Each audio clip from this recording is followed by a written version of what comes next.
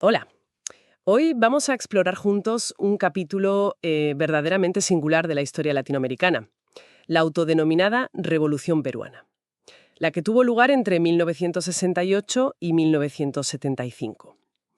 Siempre asociamos los golpes militares de esa era con la defensa del status quo, ¿verdad? Con la derecha más conservadora. Pero este caso, bueno, rompió completamente ese molde. Para guiarnos en esta exploración, contamos con un análisis académico de Guillermo Martín Cabiasca que profundiza bastante en este proceso. Nuestra misión, hoy, digamos, es entender qué hizo tan particular a este gobierno militar, el que encabezó el general Juan Velasco Alvarado. Porque era un régimen que hablaba de nacionalizar la economía, de romper la dependencia externa, de fomentar la participación popular, o sea, algo impensable, ¿no?, viniendo de un sector militar. Desde luego. Y la sorpresa fue mayúscula desde el primer momento, ¿eh? El 3 de octubre de 1968, un grupo de oficiales toma el poder, derrocando al presidente electo Fernando Belaúnde Terry. Y casi sin respiro, fíjate, apenas 6 días después, decretan la nacionalización de la principal empresa petrolera, la International Petroleum Company, afectando intereses norteamericanos y británicos, claro. Y además, sin ofrecer indemnización inmediata. Una declaración de intenciones, vamos, muy potente desde el minuto 1. Vaya manera de empezar. Entonces, la gran pregunta que surge es, ¿cómo es posible que un golpe militar termine impulsando reformas tan radicales, tan cercanas a postulados que, bueno, que normalmente asociaríamos con la izquierda? ¿Qué caldo de cultivo ideológico había detrás y qué buscaban realmente conseguir? Pues para entenderlo, yo creo que es crucial mirar el contexto. Estamos en los años 60 y 70 en América Latina, una época de enorme convulsión. Por un lado, sí, dictaduras militares en Brasil, Argentina, pero también el impacto tremendo de la Revolución cubana, las ideas del Che Guevara sobre extender la lucha armada por los Andes. Él lo llamaba la Sierra Maestra de América Latina. Flotaba en el ambiente una sensación de cambio inevitable, una tensión muy fuerte. Y en el Perú de esa época, esa tensión era palpable. Había habido importantes levantamientos campesinos reclamando tierras ya en 1962, cerca de Cuzco, liderados por figuras como Hugo Blanco, con un fuerte arraigo local. Poco después, en 1965, surgieron intentos de guerrilla inspirados en el modelo cubano, como el del Movimiento de Izquierda Revolucionaria, el MIR, de Luis de la Puente Uceda. Y aquí viene la paradoja fascinante. El mismo ejército que reprimió duramente esos movimientos es el que, 3 años después, toma el poder, prometiendo hacer efectivas muchas de esas mismas demandas sociales. sí, aunque por vías completamente distintas. Es una paradoja, la verdad. Tremenda, precisamente. Este trasfondo de agitación social, de pobreza endémica en vastas zonas del país y la percepción por parte de los militares de una amenaza subversiva creciente es fundamental. Veían que el sistema político tradicional no daba respuestas y, bueno, temían un estallido social mayor. Incluso hay que recordar que, desde Estados Unidos, con la Alianza para el Progreso de Kennedy, se promovía la idea de que eran necesarias ciertas reformas preventivas, digamos, desde arriba, para desactivar focos revolucionarios. Entiendo el contexto de urgencia, sí.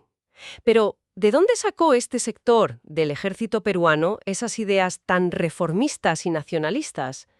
El análisis de Cabiasca señala como un punto clave al Centro de Altos Estudios Militares, el CAEM, fundado en 1951. Parece que fue una especie de, no sé, laboratorio de ideas poco común para una institución militar. Así es, el CAEM fue fundamental. Figuras como su fundador, el general José del Carmen Marín, y posteriormente Edgardo Mercado Jarrín, quien sería primer ministro y comandante general del ejército con Velasco, pues desarrollaron allí una doctrina muy particular que fusionaba conceptos de seguridad y desarrollo. Su lema era elocuente: no hay desarrollo sin defensa, ni defensa sin desarrollo. Para ellos, la seguridad nacional no era solo un asunto militar, digamos. Estaba intrínsecamente ligada al bienestar económico y social de la población. Eran como dos caras de la misma moneda. Por lo que revela de esa mentalidad. ¿Cómo se le puede pedir a una persona que vive desnutrido en un rancho de paja que dé la vida por la patria? Es decir, veían la miseria y el atraso no solo como una injusticia, sino como una debilidad estratégica fundamental, como un caldo de cultivo para la inestabilidad que amenazaba la propia seguridad del Estado. Vaya, Justamente, Se nutrieron de doctrinas militares francesas y norteamericanas sobre contrainsurgencia y acción cívica, pero les dieron un giro propio, muy influenciado por la realidad peruana que conocían de cerca, claro. Al combatir las guerrillas y ver las condiciones de vida en el interior, pues eso marca. También absorbieron ideas de la teoría de la dependencia que estaba muy en boga en los círculos intelectuales latinoamericanos e incluso del pensamiento social de la Iglesia Católica post-Concilio Vaticano II. Rechazaban explícitamente el modelo comunista, eso sí, pero estaban convencidos de que si no se acometían reformas estructurales profundas, el descontento popular abriría la puerta, como dijo Velasco en una ocasión, a otras formas de organización política y social que no deseamos. Buscaban, por tanto, una vía alternativa, un camino propio para el Perú. Y se pusieron manos a la obra con una determinación increíble, por lo que cuentas. El objetivo era nada menos que transformar de raíz la estructura económica peruana. Esa estructura tradicionalmente basada en la exportación de materias primas con poco valor añadido. Querían que el excedente económico generado en el país se quedara y se reinvirtiera nacionalmente. Y para ello, claro, consideraban indispensable reformar también el sistema político. Aquí es donde vemos la magnitud de su ambición. Empezaron con fuerza, como mencionamos, con la nacionalización del petróleo en 1968. Pero no se detuvieron ahí, no. En 1970 aprobaron una ley general de minería que reafirmaba la soberanía del Estado sobre los recursos del subsuelo. Y eso condujo a la nacionalización de grandes explotaciones mineras, como las de Cerro de Pasco Corporation. Luego, en 1971, nacionalizaron la industria pesquera, que era vital para Perú por su enorme riqueza en anchoveta. Buscaban controlar tanto la exportación de harina de pescado como el abastecimiento para el consumo interno. Estas acciones apuntaban directamente al corazón de la dependencia económica, al control extranjero de los recursos clave. Fuerte, implicó la expropiación de los grandes latifundios, las haciendas tradicionales que dominaban el campo, especialmente en la costa y la sierra. Aunque se contemplaba una indemnización en bonos que esperaban se reinvirtieran en la industria, el objetivo principal era redistribuir la tierra. Para ello, promovieron formas de propiedad y gestión asociativa, como las cooperativas agrarias de producción, las CAPs, centradas en explotar la tierra colectivamente, o las sociedades agrícolas de interés social, las SAIs, que a menudo integraban a las comunidades campesinas tradicionales con las tierras de las antiguas haciendas. Buscaban evitar la microfragmentación de la tierra y crear unidades productivas más eficientes bajo control campesino. El artículo de Cabiasca incluso cuenta una anécdota reveladora. Velasco admitiendo ante un general argentino las dificultades de la reforma porque los campesinos, por un miedo histórico al patrón, a veces no bajaban de sus comunidades para tomar posesión de las tierras adjudicadas. Fíjate. Tremendo. Y junto a la reforma agraria, otra medida muy original y, muy debatida, fue la Ley General de Industrias de 1970. Esta ley introdujo la figura de la comunidad industrial. La idea era que los trabajadores de las empresas industriales fueran adquiriendo progresivamente participación en la propiedad y en la gestión de las mismas, hasta alcanzar un máximo del 50%. Era un intento de crear una tercera vía entre el capitalismo privado, donde el trabajador es solo un asalariado, y el socialismo de Estado, donde el Estado es el único propietario. Buscaban una suerte de cogestión o democracia económica en la empresa, por así decirlo. Naturalmente, esto generó muchísima controversia. Desde la derecha y el empresariado se les acusó de querer destruir la propiedad privada. Desde cierta izquierda se veía con escepticismo, y algunos analistas externos señalaron similitudes con modelos corporativistas europeos, lo que llevó a acusaciones de fascismo. José Carlos Mariátegui sobre las formas comunitarias andinas. Era complejo. Parece que no dejaron sector estratégico sin tocar. Mencionas petróleo, minería, pesca, agricultura, industria. ¿Hubo más? Sí, la ambición reformista era vasta, la verdad. En 1969 reformaron el sistema bancario para orientar el crédito hacia los objetivos del Plan de Desarrollo Nacional. Promulgaron una ley general de aguas fundamental para gestionar un recurso escaso y, claro, complementar la reforma agraria. E incluso, en una de sus medidas más polémicas hacia el final del periodo, en 1974, expropiaron los principales diarios de circulación nacional. La intención declarada era entregarlos en propiedad a diferentes organizaciones sociales representativas de la sociedad civil, trabajadores industriales, campesinos organizados, profesionales, educadores. La idea era crear una prensa al servicio del pueblo.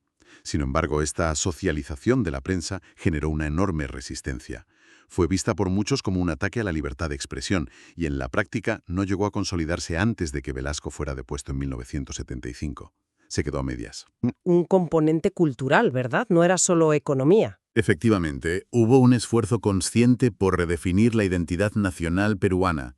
Se buscó revalorizar lo cholo, es decir, la herencia cultural indígena y mestiza, como el verdadero fundamento de la peruanidad, en contraposición a la tradicional élite criolla de origen europeo que había dominado el país.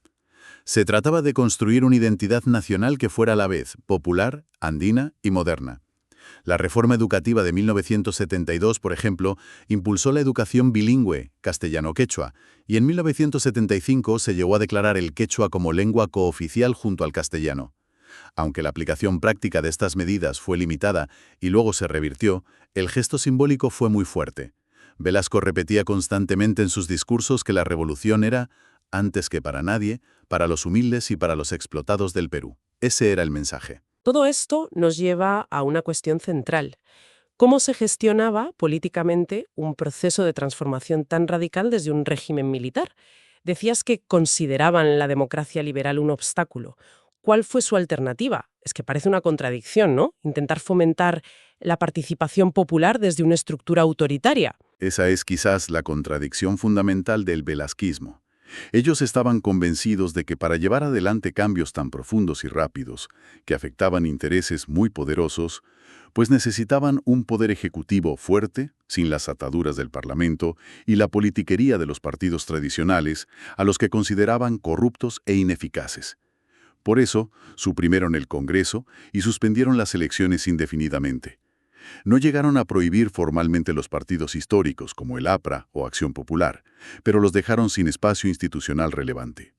Podríamos decir que aplicaron una especie de cesarismo progresivo, como lo llamaría Gramsci, un liderazgo autoritario para forzar una modernización y un cambio social desde arriba. Entonces, ¿se anularon los canales políticos tradicionales? ¿Cómo pensaban conectar con la población y canalizar esa participación popular de la que hablaban? Aquí es donde entra en escena su creación más emblemática y, bueno, también más controvertida en el plano político, el SINAMOS, Sistema Nacional de Apoyo a la Movilización Social, creado en 1971. Se concibió como una vasta maquinaria estatal, con presencia en todo el territorio, cuya función era organizar, capacitar, apoyar y, en última instancia, encauzar. Sus críticos dirían controlar la participación de los diferentes sectores populares, campesinos beneficiados por la reforma agraria, trabajadores de las comunidades industriales, pobladores de barrios marginales, jóvenes, todos ellos en apoyo a los objetivos de la revolución peruana. Me imagino la controversia. Sí, el SINAMOS fue objeto de intensas críticas desde casi todos los frentes. Para la oposición conservadora y los partidos tradicionales, era un instrumento totalitario para crear una base social artificial y perpetuar la dictadura. Para gran parte de la izquierda marxista, era un aparato corporativista diseñado para cooptar y controlar a las organizaciones populares, impidiendo el desarrollo de un movimiento autónomo y verdaderamente revolucionario. Buscaba construir una nueva forma de democracia social de participación plena, como la llamaban, que sustituyera a la democracia liberal representativa. Sin embargo, parece que nunca logró superar esa tensión entre el impulso organizativo desde el Estado y la autonomía real de las bases. Al final, el gobierno militar no consiguió forjar una base social movilizada y políticamente leal que fuera más allá del propio aparato estatal. Se quedó corto en eso. Fascinante esa tensión.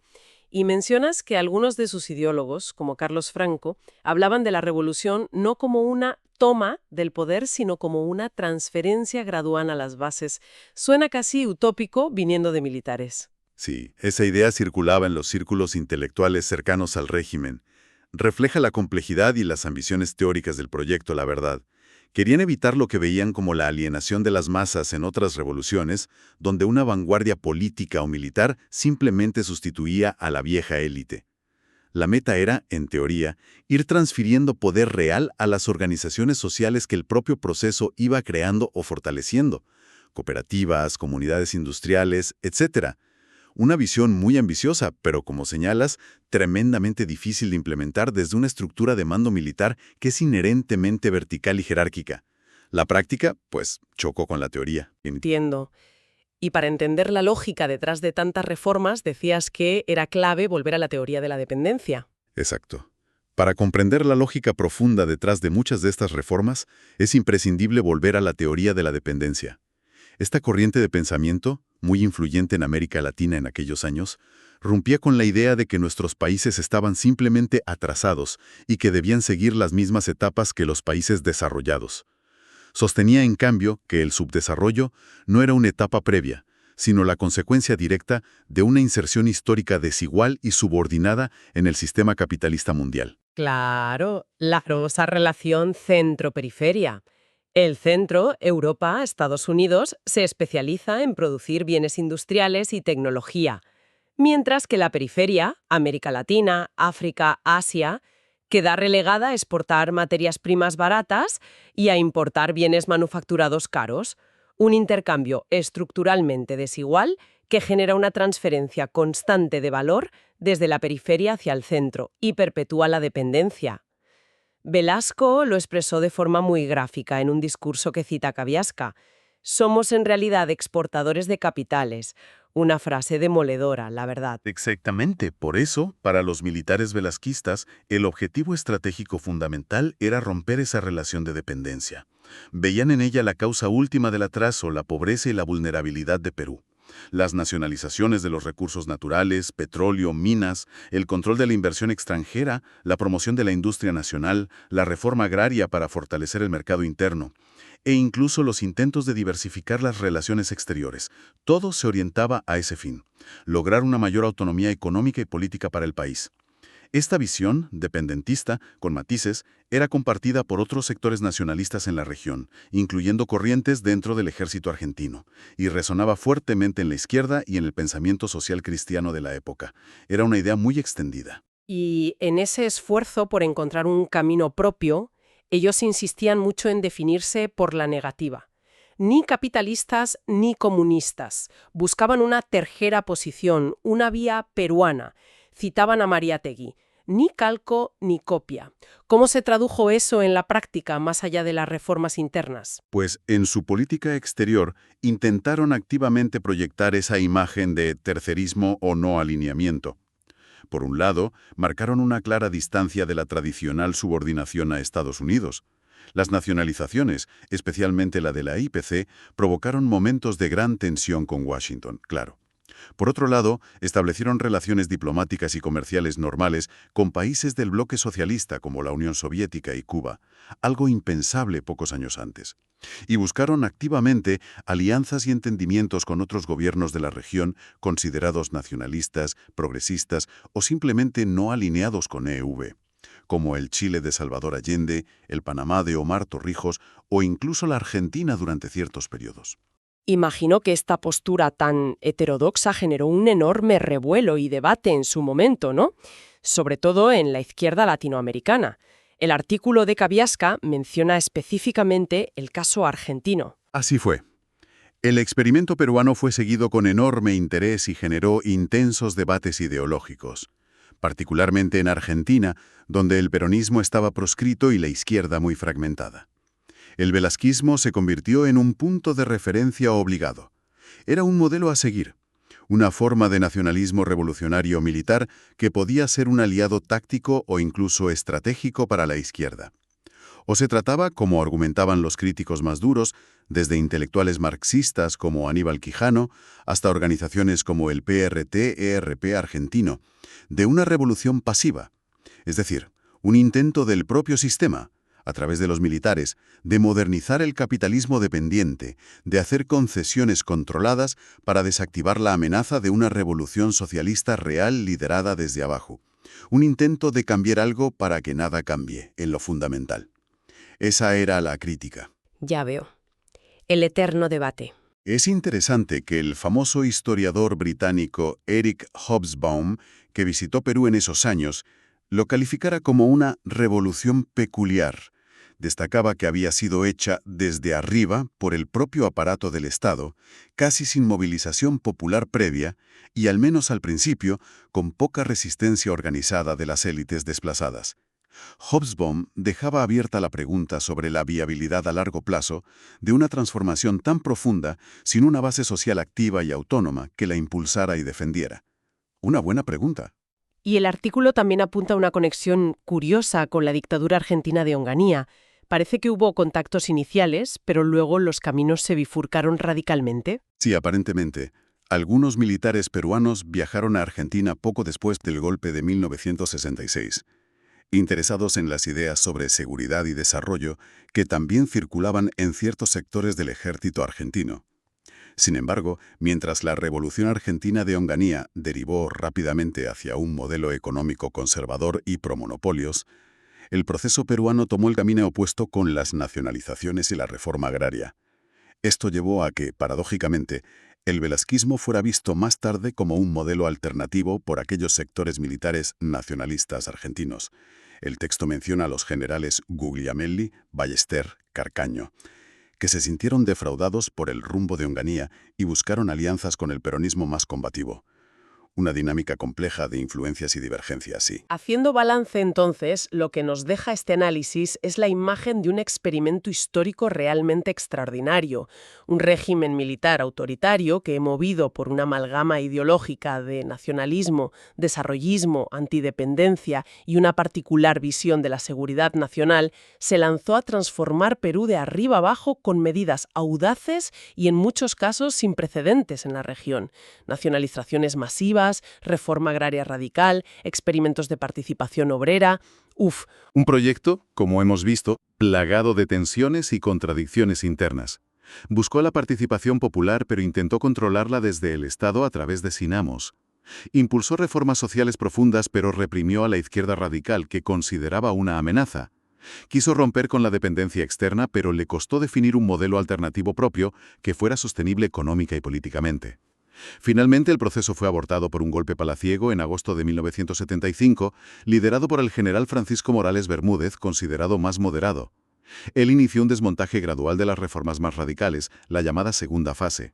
El propio Velasco, ya enfermo y apartado del poder, reconoció poco antes de morir que sin el impulso revolucionario el gobierno militar perdía su razón de ser y debía dar paso a un retorno a la democracia. Es un final, significativo. Este recorrido por la Revolución peruana, a través del análisis de Cabiasca, nos revela cómo contextos históricos complejos, la Guerra Fría, el debate sobre la dependencia, la agitación social, pueden generar respuestas políticas inesperadas y muy heterodoxas, incluso dentro de instituciones tan tradicionalmente conservadoras como las Fuerzas Armadas. Nos obliga a pensar más allá de las etiquetas fáciles, ¿no? Y a entender que conceptos como revolución, nacionalismo o desarrollo pueden adquirir significados muy diferentes según quién los enuncie y en qué circunstancias. Exacto. Y nos deja flotando una pregunta fundamental, yo creo. Una reflexión para continuar explorando. Teniendo en cuenta la profundidad de los cambios estructurales que el velasquismo intentó implementar en tan poco tiempo, la reforma agraria que liquidó Yatifundio, las nacionalizaciones que buscaron recuperar el control de los recursos, la idea de la comunidad industrial. ¿Qué hubiera ocurrido si ese proyecto no se hubiera visto truncado en 1975 y hubiera tenido más tiempo para desarrollarse? ¿Podría una transformación de esa envergadura, impulsada desde el Estado y que intentaba, a su manera, crear participación desde arriba, haber echado raíces más profundas? ¿Haber dado lugar a una sociedad genuinamente diferente a largo plazo? ¿O estaba condenada, por su propia naturaleza militar, vertical y contradictoria, a quedarse sin la base social autónoma y organizada necesaria para sostenerse, frente a las inevitables presiones internas y externas? En fin, una interrogante abierta sobre los límites y posibilidades de las transformaciones sociales dirigidas desde el poder. Ahí queda eso.